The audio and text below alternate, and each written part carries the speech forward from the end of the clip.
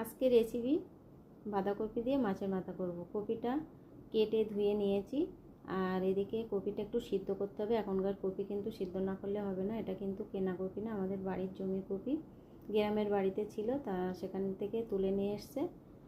Last আর কোনো দিন যাওয়া হবে না, খাওয়া হবে না, পরিষ্কার হয়ে গেছে। এবার কিন্তু আমি মাছের মাথাটা লবণ হলুদ মেখে ভাজতে বসিয়ে দিয়েছি, আর কপিটা কিন্তু একটু সিদ্ধ করে নিয়েছি, অল্প প্রেসারে একটা সিটি দিয়ে নামিয়ে নিয়েছি।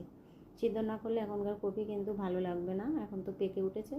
এদিকে কড়াইতে তেল বসিয়ে দিলাম, দিয়ে পেঁয়াজ আর রসুন, শুকনো লঙ্কা, তেজপাতা ফোড়ন দিয়ে পেঁয়াজ রসুন দিয়ে টমেটো কুচি দিয়ে বাটা মশলা তুলে দিয়ে একটু জল দিয়ে দিলাম, পরিমাণ মতো লবণ আর হলুদ দিয়ে দিলাম, দিয়ে বেশ ভালো করে মশলাটা কষিয়ে নিতে হবে। মশলাটা কষানোটা পর্যন্ত, মানে তেল ওঠা পর্যন্ত কষতে হবে। তেলটা উঠে গেছে, এবার আমি কপি আলুটা সিদ্ধ তুলে দিলাম। এখানে কিন্তু আমি সিদ্ধ করার সময় একটু অল্প জল দিয়েছিলাম, হাফ গ্লাসের মতো। জলটা কিন্তু কপির মধ্যেই আছে, আমি জলটা সিদ্ধ করে ফেলে দেয়নি, সব সময় তুলে দিয়ে মাছের মাথাটা দিয়ে এবার একটু মিষ্টি দিয়ে দেব, দিয়ে বেশ ভালো করে নাড়িয়ে চাড়িয়ে একটু নরম হয়ে আসলে এখানে একটু গরম মশলা দিয়ে নামিয়ে নেব। মিষ্টিটা তো দেয়া হয়ে গেছে।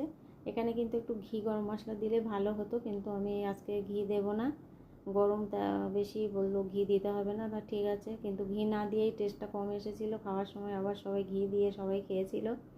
তা যাই হোক, রান্নাটা রেডি হয়ে গেছে বন্ধুরা, দেখো নামিয়ে নিলাম। মাছের মাথা দিয়ে বাঁধাকপি খেতে কিন্তু দারুণ হয়েছিল, আর মাছের মাথা দিয়ে বাঁধাকপি খেতে এমনি সত্যি দারুণ হয়। আর এসব অর্গানিক কপি, বাড়ির কপি, কোনো তেল সার ছাড়া রান্নাটা রেডি হয়ে গেছে বন্ধুরা। ভালো লাগলে একটা লাইক কমেন্ট শেয়ার করে দেবে। শুভ সন্ধ্যা।